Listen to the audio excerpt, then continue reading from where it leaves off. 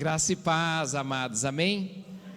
Para mim é um privilégio muito grande estar aqui com os amados, compartilhando a palavra do Senhor, uma grande responsabilidade, né? Eu venho aqui debaixo da submissão do nome que é sobre todos os nomes, do nome de Jesus, ministrar a palavra de Deus, né? Eu falo isso não para querer me engrandecer, mas para me diminuir, porque eu sou o menor da minha casa, né? E se não fosse Deus na minha vida, eu não conseguiria fazer nada, né? A minha vida está inteiramente na dependência do nosso Senhor e Salvador Jesus Cristo, amém? Nós estamos no ano da alegria, né? Comemorando, esse é o tema, né? E o tema da mensagem de hoje é o tema que nós estamos o ano todo vendo sobre missões: faça a terra se alegrar. Mas como que nós faremos isso? Como que nós faremos a terra se alegrar, né? Nós estamos vivendo o ano da alegria e tem sido ministrado sobre a alegria aqui, a vida da igreja. Mas como que nós, servos do Senhor, discípulos de Cristo, como que nós poderemos fazer a terra se alegrar, né? Nós não iremos responder essa pergunta agora. Sempre quando a palavra de Deus, ela é ministrada aqui na igreja, nós precisamos compreender o contexto que ela foi escrita, qual era o pano de fundo, o que acontecia naquela época, mas nós precisamos trazer ela para a realidade, para os nossos dias hoje, e nós precisamos aplicar ela em nossas vidas. Se nós não conseguirmos aplicar as verdades que nós estamos estudando, que nós estamos aprendendo, que tem sido ministrado em nossos corações, não vai adiantar nada. Eu quero me apresentar novamente, né? Foi preparado um slide, se der para colocar, se eu não me engano, na segunda projeção, tá? Hoje eu tenho trabalhado no cuidado integral. Eu sou o pastor Ivo Pina, sou missionário da igreja, sou membro da Igreja Batista Memorial há 22 anos. E hoje eu pertenço a uma agência missionária que ela era conhecida como CCI Brasil. Nós temos 5 bases no mundo e as 4 bases já tinham esse nome, Crossover Global. Então nós resolvemos no início desse ano alinhar a visão com as 5 bases. Nós começamos nos Estados Unidos há 32 anos atrás, nós já estamos há 23 anos aqui no Brasil, né? Na cidade de Curitiba, nós temos um escritório ali, nós estamos no leste europeu, na Moldávia, no Cáucaso, nós temos uma base no Oriente Médio, e hoje nós somos conhecidos como Crossover Global. Eu moro em Campo Grande, a base, o escritório é em Curitiba, mas eu tenho cuidado dos missionários que atuam na Europa. Hoje eu sou um coordenador de região. A região que eu atendo, eu cuido de 9 famílias, mas ela é uma região muito extensa, né? Eu tenho pastoreado, eu tenho cuidado, eu tenho mentoreado a vida dos nossos plantadores de igreja, dos nossos pastores que atuam na Europa, na América do Norte, Estados Unidos e Canadá, e também tenho cuidado dos nossos obreiros, dos missionários que atuam no norte da África. Quando a gente fala em Estados Unidos, Canadá, Europa, né, talvez venha uma visão distorcida da realidade espiritual que essa região vive hoje. Nós sabemos que os Estados Unidos é um país que a maioria da população é cristã evangélica, mas ali também é um país que existe uma grande concentração de imigrantes, de etnias, de povos não alcançados pelo Evangelho. Nós temos inúmeros refugiados, nós temos uma comunidade muito grande asiática ali, e os nossos obreiros, os nossos plantadores de igreja, eles atuam entre essas etnias não alcançadas pelo Evangelho. Eu acredito que vários irmãos aqui da igreja já tiveram a oportunidade, o privilégio de passar as férias, talvez na Europa, conhecem alguns países da Europa, e uma coisa é você visitar a Europa como turista. Agora, quando você vai para morar, quando você vai para levar as boas novas de salvação do Evangelho, o prisma, as necessidades, o olhar é totalmente diferente.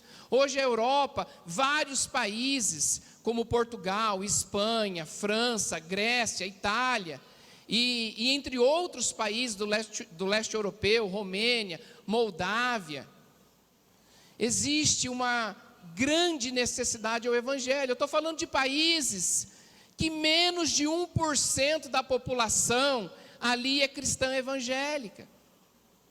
Existe um instituto muito conceituado nos Estados Unidos, e eles desenvolvem um projeto missiológico, que o nome é Projeto Josué. E vários missiólogos fazem parte desse projeto. E eles fizeram um estudo muito sério. A gente sabe que americano gosta de pesquisar, de estudar. E eles chegaram a uma conclusão, o Projeto Josué e os missiólogos que ali atuam, que para um país ser considerado suficiente para pregar o Evangelho para ele mesmo, ele precisa de no mínimo 5% da população evangélica. O Brasil, estima-se que nós somos mais de 25% de evangélicos. Nós hoje não precisamos de ajuda externa, de missionários de outros países, para evangelizar o nosso país. A igreja brasileira, nós somos um número expressivo, nós damos conta do trabalho que nós temos pela frente, da missão ao qual Cristo nos deixou. Mas, amados, países que menos de 1% da população é evangélica. E esse estudo muito sério chegou a essa conclusão, que 5% da população precisa ser evangélica. Mas a maioria dos missiólogos não concordam com essa estatística. Eles acham que ainda 5% é muito pouco. Precisa, no mínimo, 10% da população, para que um país seja considerado autossuficiente na propagação do Evangelho dentro do território onde ele está, dentro do território nacional. Nós temos atuado, nós estamos com obreiros atuando ali na Espanha, 0,6% do país é cristão evangélico, mais de 600 cidades sem igreja de nenhuma denominação. Portugal, os números são muito parecidos.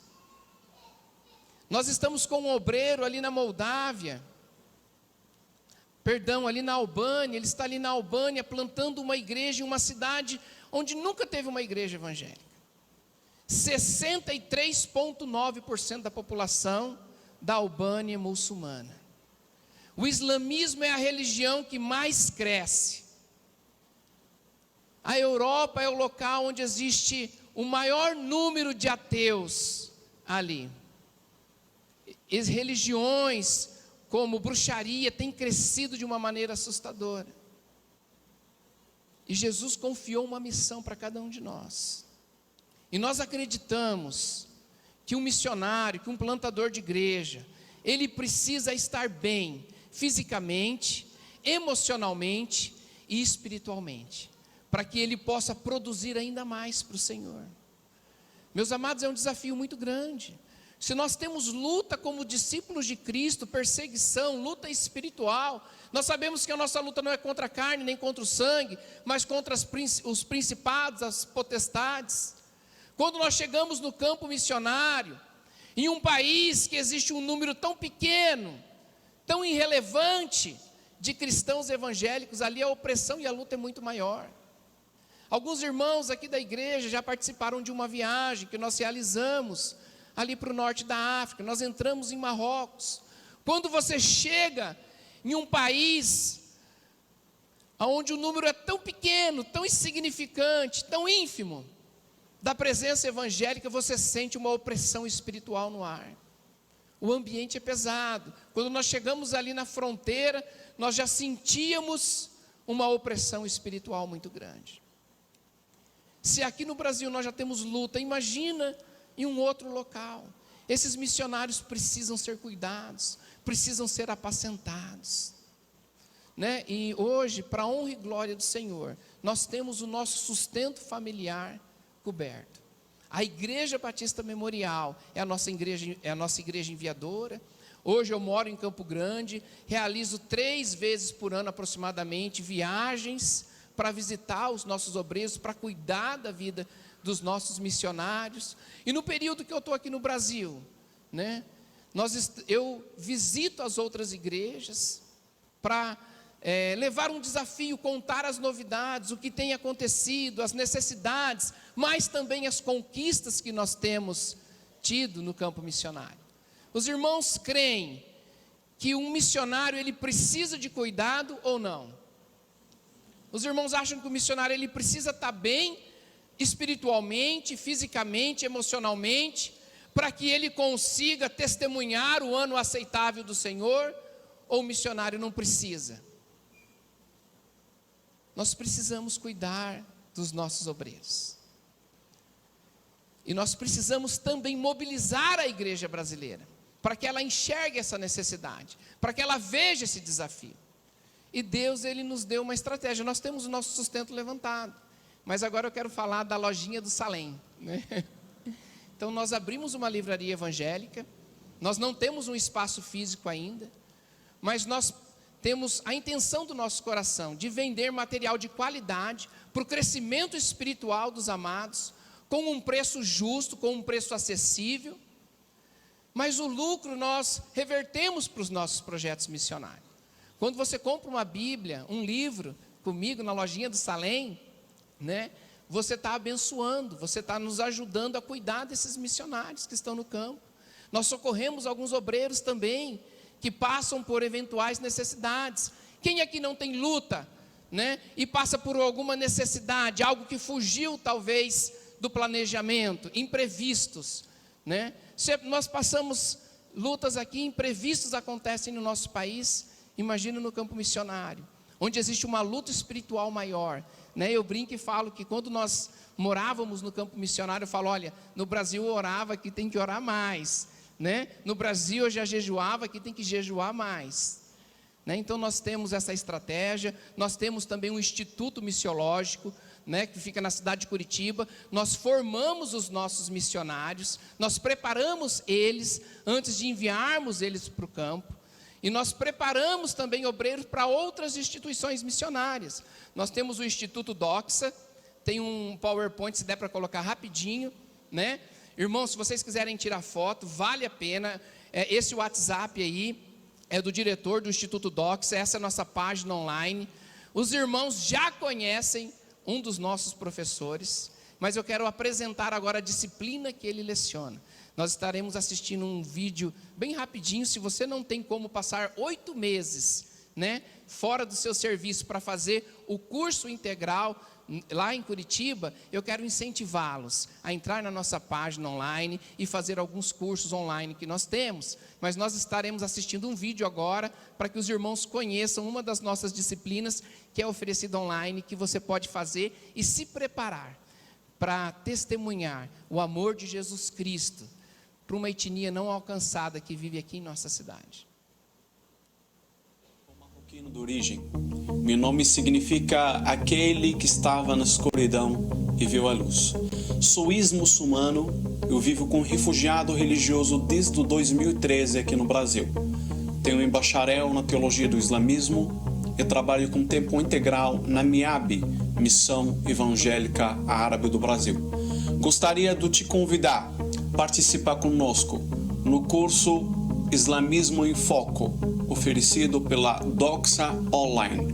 Eu tenho certeza absoluta que esse curso vai te dar um pano do fundo sobre o islamismo e como nós podemos aproximar desse povo carente do graça de Deus. O curso é totalmente à distância. Você pode escolher a hora e local para assistir suas aulas. Você vai estudar sobre desde a origem do islamismo até o islamismo hoje, a história do Islã, os pilares do Islã, os costumes dos muçulmanos, o islamismo hoje e como você pode levar o evangelho para os muçulmanos. Eu te espero lá no Islamismo em Foco. Deus te abençoe. Amados, esse é um curso online que é oferecido pela Doxa,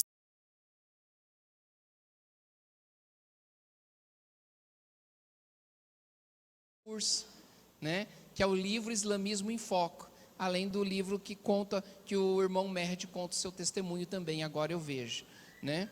Então o tema da nossa mensagem, nós agora entraremos na ministração da palavra, amém? O tema é faça a terra se alegrar. E como que nós podemos fazer a terra se alegrar, né? A minha vida toda, antes de iniciar o ministério missiológico, o ministério pastoral, eu sempre tive envolvido com negócios. Eu tive uma empresa de representação comercial e eu sempre gostei muito de empreender, né? E de me envolver nessa área.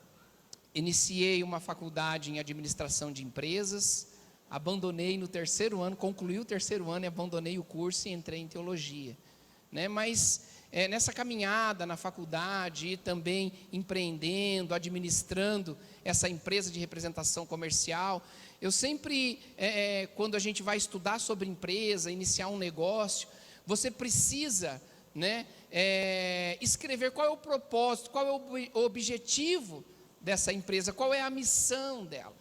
E eu tive pensando de uma maneira bem simples e bem resumida, qual que é o propósito da nossa existência, qual é o objetivo da nossa existência como discípulos de Cristo. Eu quero convidá-los a abrirem as suas Bíblias em 1 Coríntios 10, versículo 31, e olha o que o apóstolo Paulo ele nos fala, né? Como que nós devemos atuar, né? O apóstolo Paulo fala assim: portanto, quer comais, quer bebais, ou façais outra coisa qualquer, fazei tudo para a glória de Deus. Os salmistas em Salmo 96, 3 e a parte A do versículo 4, né, esse texto em Salmos é conhecido como a grande comissão do Antigo Testamento. Anunciai entre as nações a sua glória, entre todos os povos as suas maravilhas, porque grande é o Senhor e muito digno de ser adorado, de ser louvado. Então, tendo em base esses dois textos, o que nós compreendemos? Qual é a missão?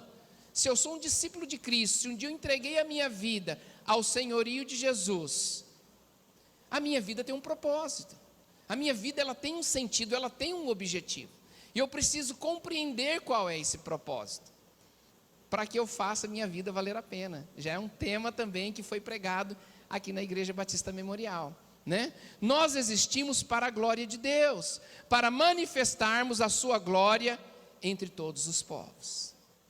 Nós precisamos manifestar a glória de Deus entre todos os povos. Nós temos que manifestar a glória de Deus não apenas aonde Cristo nos colocou. Nós precisamos iniciar a nossa jornada, né, compartilhando as boas novas de salvação, amando a vida das pessoas, para que a terra venha se alegrar onde Cristo nos colocou. Nós conhecemos o texto em Atos 1:8, que Jesus ele fala que nós receberíamos poder quando o Espírito Santo viesse sobre nós. Quando nós entregamos a nossa vida ao senhorio de Jesus, o Espírito Santo passou a habitar dentro de nós. E nós fomos revestidos dessa autoridade, desse poder. E nós precisamos começar a anunciar aonde Cristo nos colocou. Nós precisamos começar a anunciar do outro lado da mesa, do outro lado da rua, mas nós não podemos deixar as nossas cabeças, os nossos olhos baixos. Nós precisamos também chegar até os confins da terra. O que acontece em Atos 8:1? Aqueles discípulos, eles começaram a cumprir a sua missão, a sua tarefa, o seu propósito, mas chegou um ponto que eles ficaram bem onde eles estavam ali. Em Atos 8:1, fala que o Espírito Santo de Deus permitiu a perseguição sobre a igreja. E eles saíram, só ficaram os apóstolos ali, mas toda a igreja saiu de Jerusalém, da onde eles estavam. E eles foram para a Judéia, para Samária, e eles por onde iam passando, iam proclamando o ano aceitável do Senhor. Deus precisou enviar uma perseguição para que eles cumprissem o propósito que Deus esperava deles, né? E qual é a missão? Qual é o nosso chamado? Qual que é o chamado de um discípulo de Cristo? Jesus nos chama a amar pessoas, amar vidas. Mas amados, nós declaramos aqui, nós temos convicção que Deus nos ama. Existem inúmeros versículos, passagens bíblicas que relatam sobre o amor de Deus para a humanidade. E o ápice do amor de Deus é Jesus Cristo. Deus se fez carne e habitou entre nós, cheio de graça e de bondade, né, para que Ele morresse na cruz do Calvário, para comprar as nossas vidas, né? Deus amou o mundo de tal maneira que Ele entregou o que Ele tinha de mais precioso, Jesus Cristo por amor. Deus nos ama, isso é inquestionável, isso não existem dúvidas do amor de Deus, e Ele espera que a gente ame os nossos próximos, as pessoas que estão próximas de nós, como Cristo amou a igreja e se entregou por ela, para que a gente possa cumprir o nosso chamado, viver esse propósito de anunciar a glória de Deus. Se nós não conseguirmos amar as pessoas, nós não conseguiremos cumprir o nosso propósito. Nós só conseguiremos sair da nossa zona de conforto, do meio da nossa parentela, sair da nossa casa, investir na vida de uma pessoa, se nós estivermos amando essa pessoa. E como que está, né, esse nosso tanque de amor pela vida do nosso próximo? Nós temos amado mais a nós mesmos, ou nós temos amado as pessoas que estão à nossa volta? Essa é uma pergunta para que a gente possa fazer para nós mesmos, sermos sinceros para nós mesmos. Nós precisamos amar as pessoas como Cristo, Ele amou a igreja. Quando Deus é glorificado em nós e através de nós, experimentamos uma alegria plena, séria e verdadeira em Deus. Para que a gente possa fazer a terra se alegrar, para que a gente possa experimentar essa alegria plena e verdadeira, nós precisamos amar as pessoas. Mas eu tenho amado as pessoas? Eu tenho conseguido amar as pessoas? Eu tenho me dedicado em investir meu tempo, meus dons, meus talentos, os recursos que Deus tem me dado, para alcançar vidas para o Senhor, para que a terra possa se alegrar. A terra, ela vai se alegrar com os prazeres desse mundo? Como que a terra, ela pode se alegrar? Qual é a alegria verdadeira que existe, que todo o dinheiro dessa terra não seria capaz de comprar? Eu quero convidá-los a abrirem as suas Bíblias em Hebreus 12. Nós veremos o texto em Hebreus 12, versículo 1 e 2. E o autor, ele compara a nossa vida como uma maratona, como se nós estivéssemos correndo uma maratona. E vamos ver que lições nós conseguimos extrair desse texto de Hebreus 12, do 1 ao 2. E vamos ver se essas lições que nós aprenderemos, ou que nós recordaremos, os irmãos já sabem, mas não custa lembrar, né, do que nós estaremos vendo aqui agora. Eu sei que os irmãos já sabem, já conhecem esse texto. Eu tenho viajado muito de avião, visitado os nossos obreiros, e eu sempre escuto isso, né? Quando está naquele procedimento, né, de segurança, se acontecer algum acidente ali dentro do avião, né? Os irmãos já sabem. Tudo que eu estou falando, os irmãos já sabem.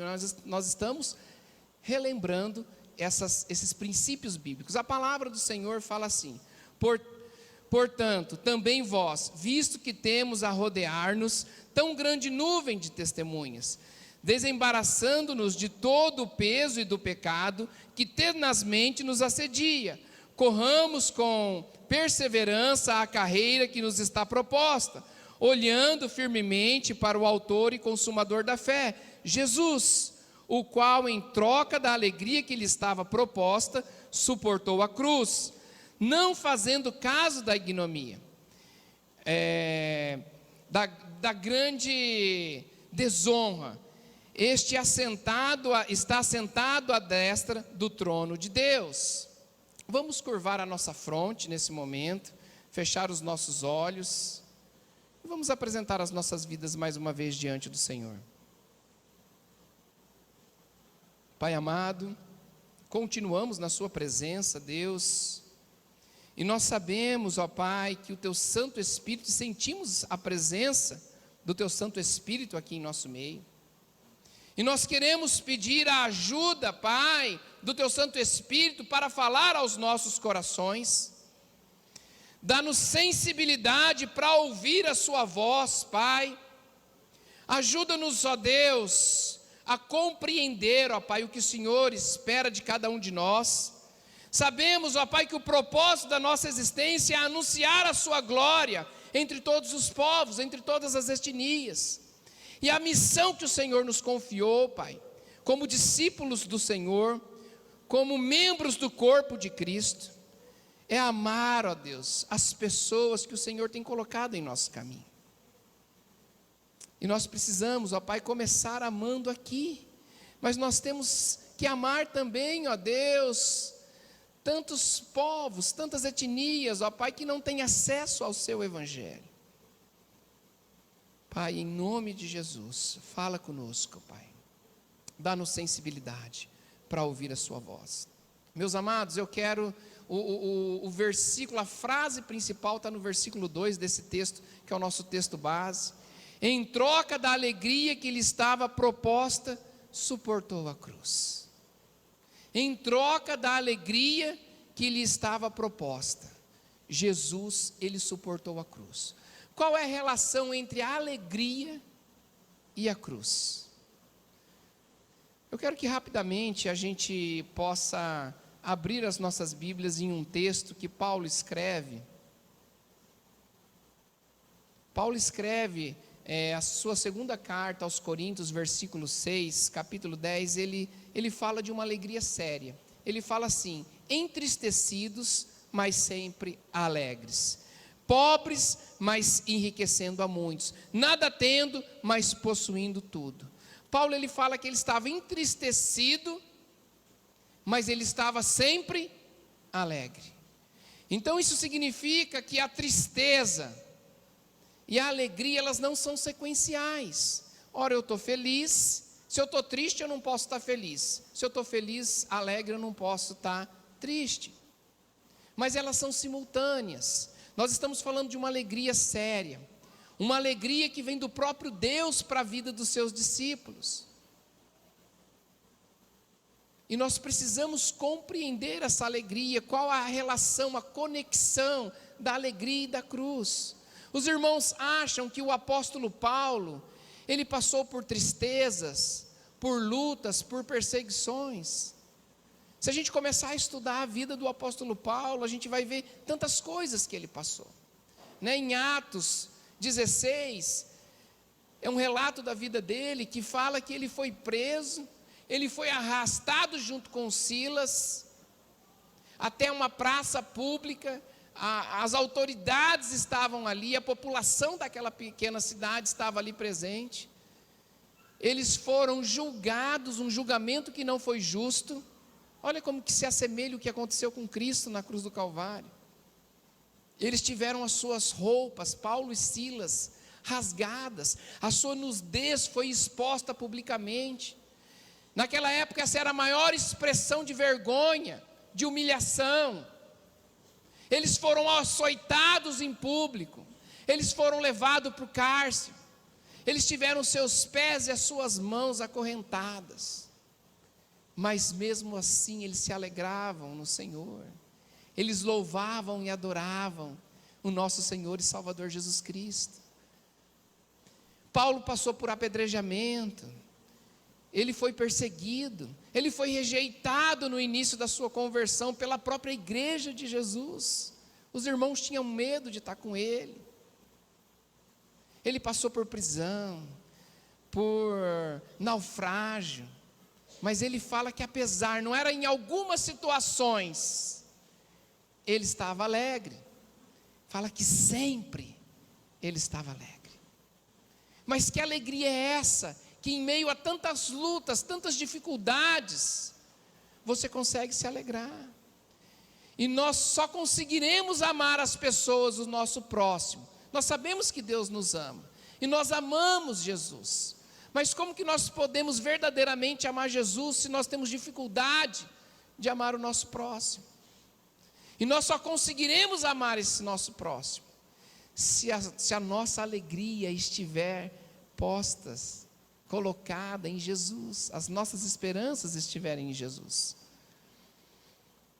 A alegria que Jesus Cristo tem em Deus, que deu força para que Ele pudesse suportar a cruz. A alegria que Jesus sentia em Deus, foi o combustível, foi o que motivou Ele a conseguir enfrentar a cruz do Calvário. Mas vamos analisar esse texto em uma perspectiva maior. Se a gente pegar as nossas Bíblias e abrir um capítulo antes, o que fala? Qual é o assunto que fala em Hebreus 11? Em Hebreus 11 vai estar relatado sobre os heróis da fé, sobre homens e mulheres que percorreram a carreira que lhes foram proposta. Eles tiveram lutas, tiveram dificuldades.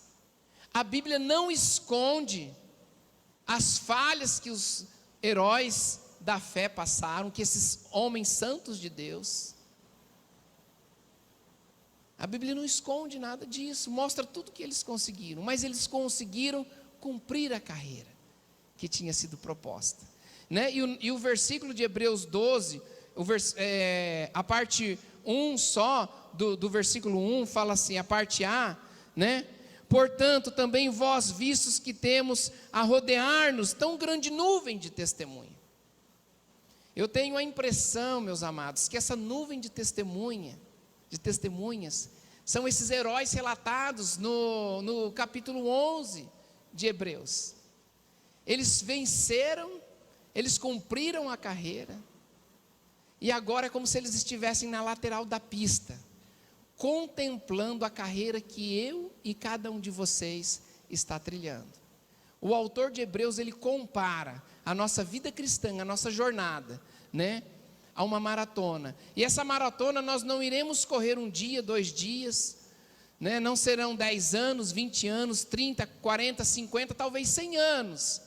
Alguns de nós correrá essa maratona. É uma maratona que vai levar a vida toda, né? E eu tenho a impressão que esses heróis da fé, esses homens que venceram, que são exemplos para as nossas vidas hoje, eles estão na lateral da pista torcendo por mim, por cada um de vocês, né? Torcendo, incentivando que nós também conseguiremos vencer essa carreira, né? E o texto ele fala também, continuando, né? Desembaraçando-nos de todo o peso e de todo o pecado que tenazmente nos assedia, para que a gente consiga correr essa carreira, essa maratona, essa corrida, nós precisamos deixar todo o peso e todo o pecado. A impressão que dá que o autor do texto sagrado, inspirado pelo Espírito Santo, ele fala assim: não seja tolo, não roube nessa maratona. Existem embaraços, coisas que atrapalham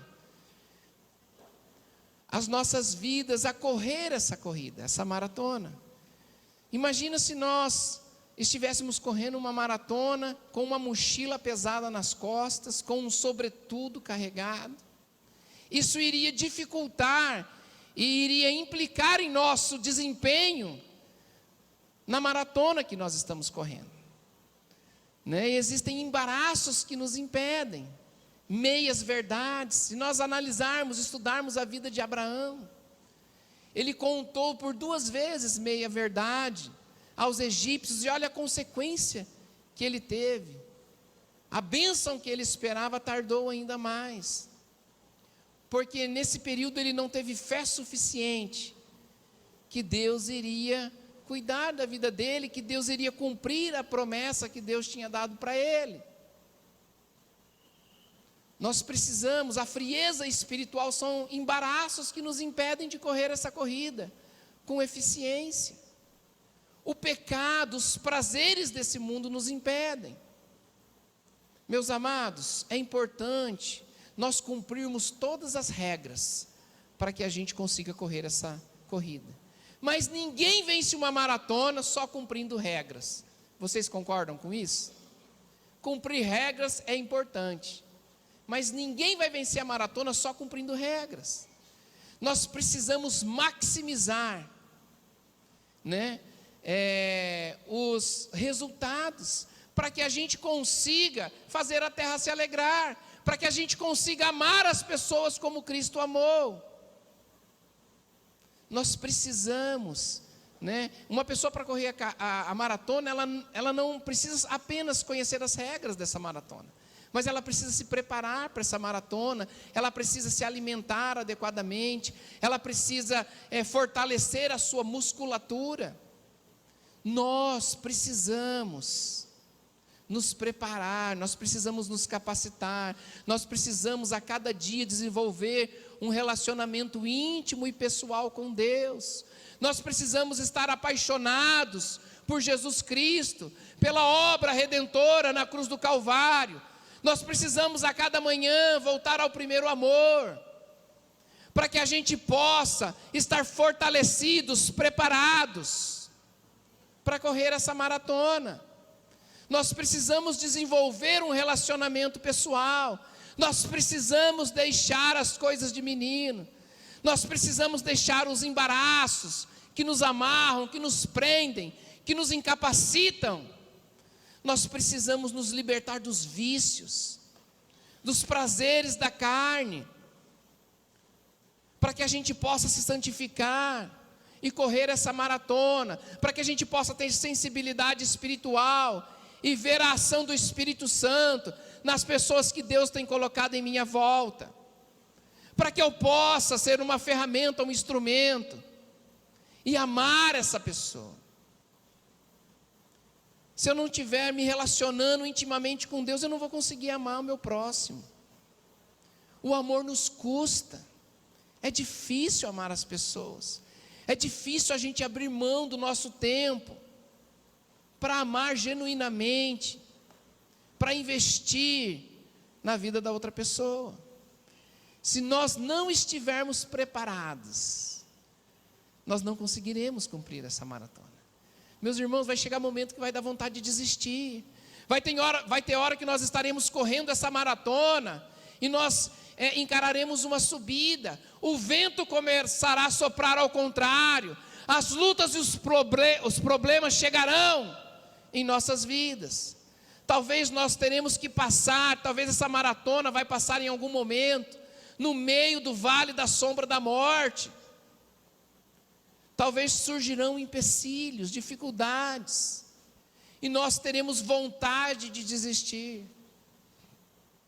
Se nós não deixarmos todo o peso para trás, nós não conseguiremos cumprir a maratona. E Deus espera que a gente cumpra essa maratona.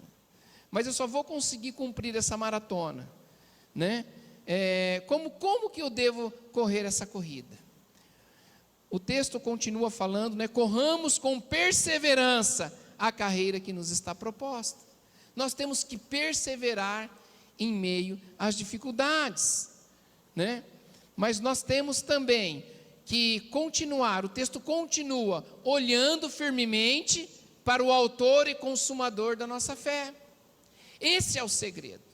Nós temos que perseverar nessa maratona, apesar dos ventos soprarem contrários, nós enfrentarmos dificuldades, obstáculos pela frente, mas se os nossos olhos não estiverem fitos no autor e consumador da nossa fé, no nosso Senhor e Salvador Jesus Cristo, nós não conseguiremos cumprir.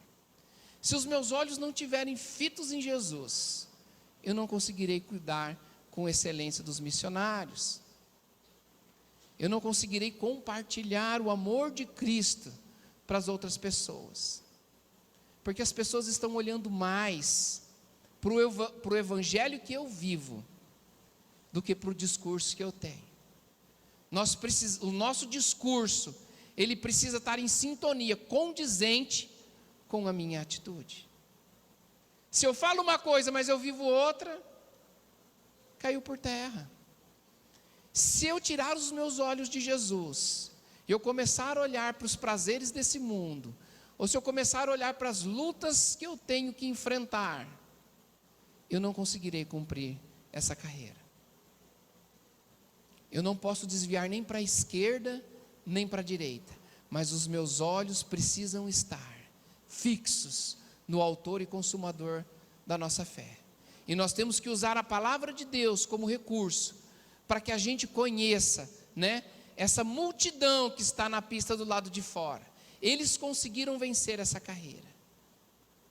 E eles são exemplo para as nossas vidas, que nós iremos conseguir também, para a honra e glória do Senhor, amém?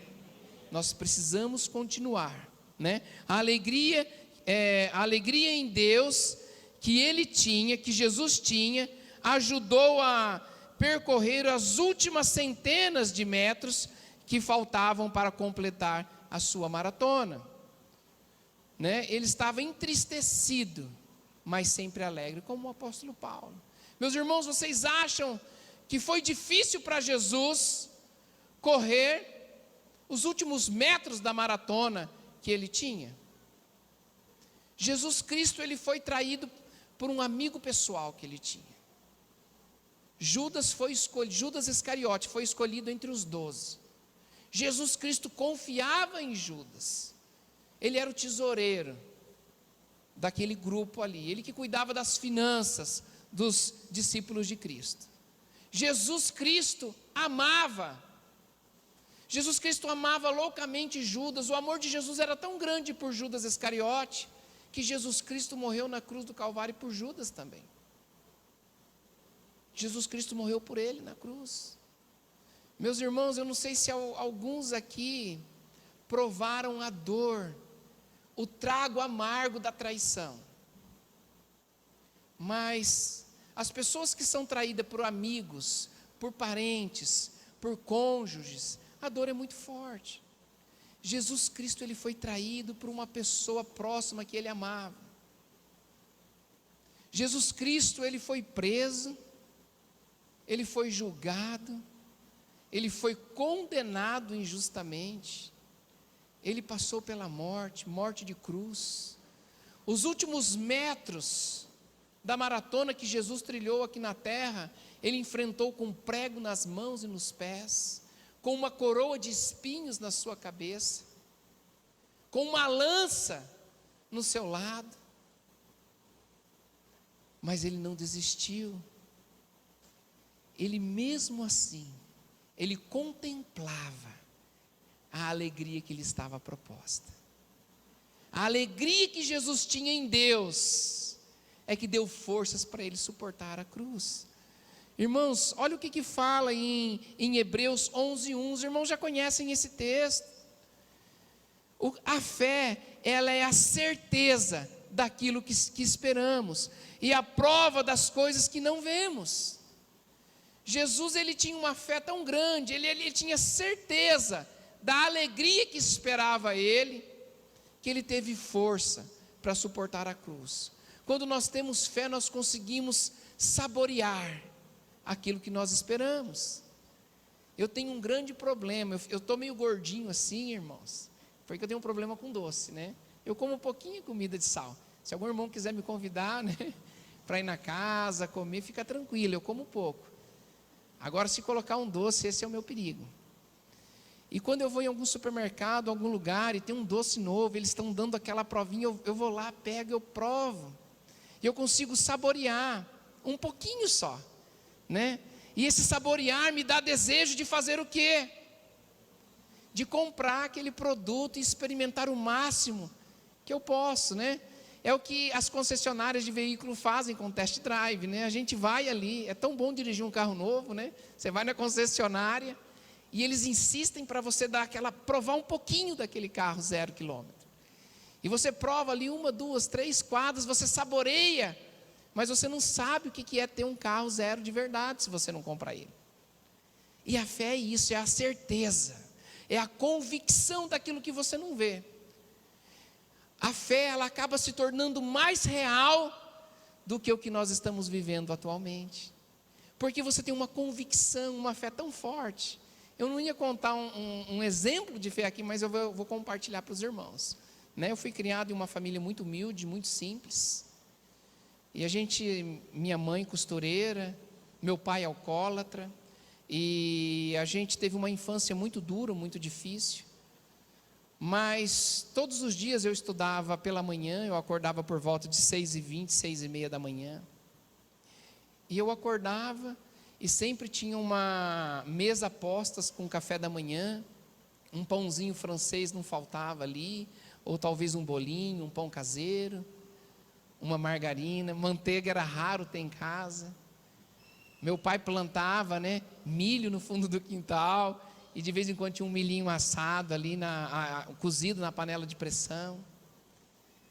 E a minha infância foi assim, sempre estava à mesa, a família toda passava o café da manhã ali junto, e a gente tinha um momento de comunhão entre nós. E eu conheci uma moça linda, a Luciana era a jovem mais linda da Igreja Batista Memorial, isso há 20 anos atrás.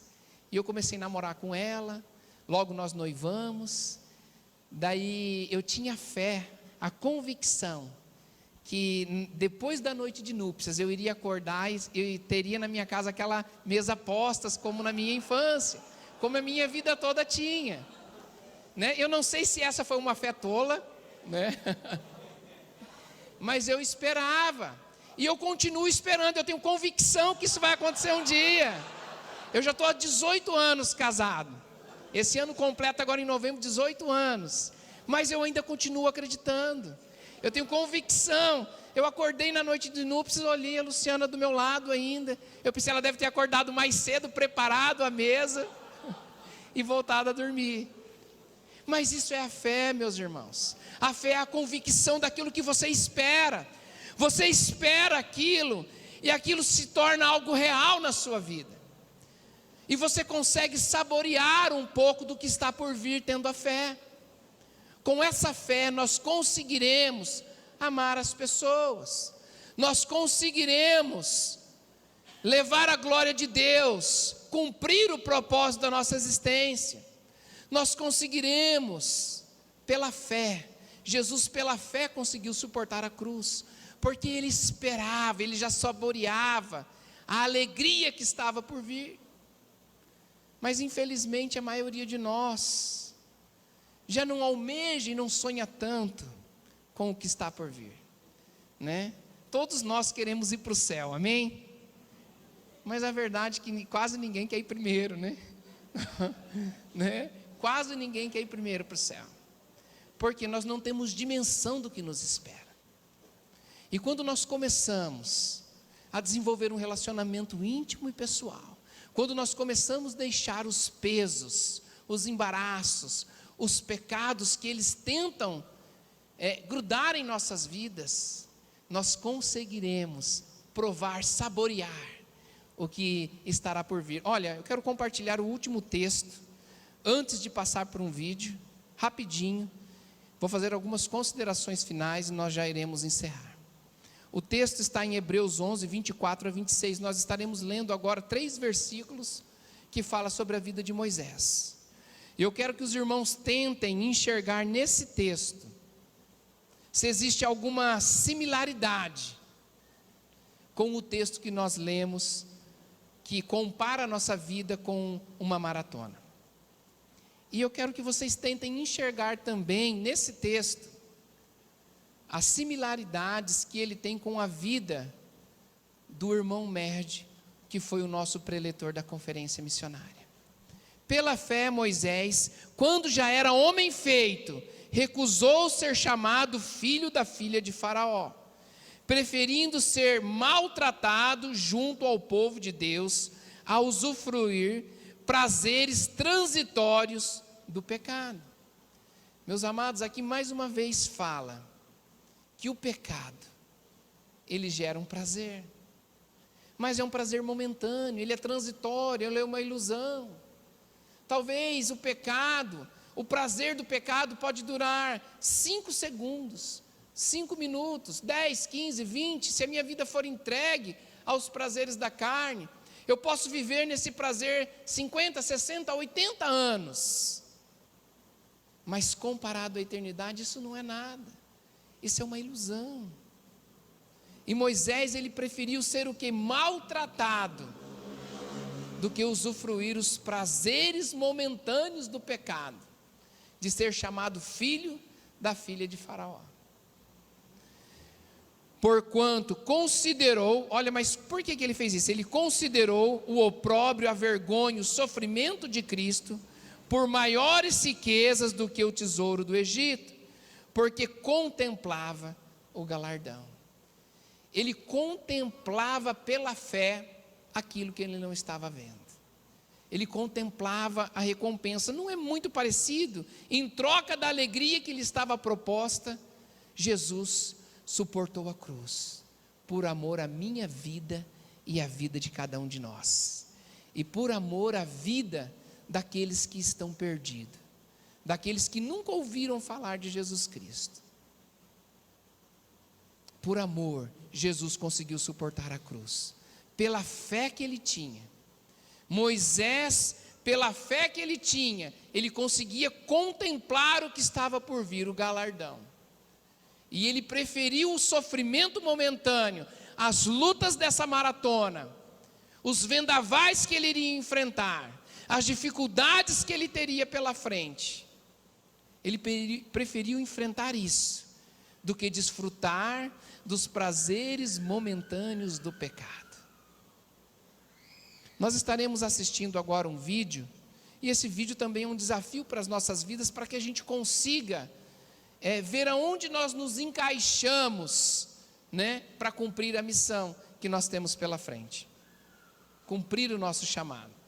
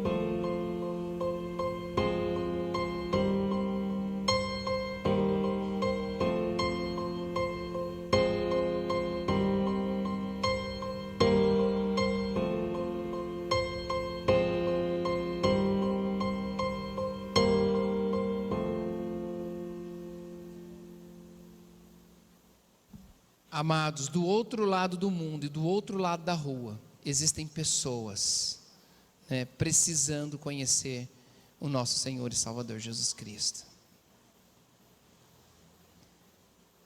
E aonde nós nos encaixamos? Qual é a minha participação? Qual é o meu envolvimento? Jesus espera que eu vá do outro lado da rua ou que eu vá do outro lado do mundo? Mas se eu vou do outro lado da rua, isso não me exime de se envolver na expansão do reino do outro lado do mundo. Quem irá? Quem que vai do outro lado da rua? Quem vai do outro lado do mundo? Quem vai deixar o seu emprego, os seus parentes? Quem vai deixar os seus familiares, a sua empresa, para ir do outro lado do mundo?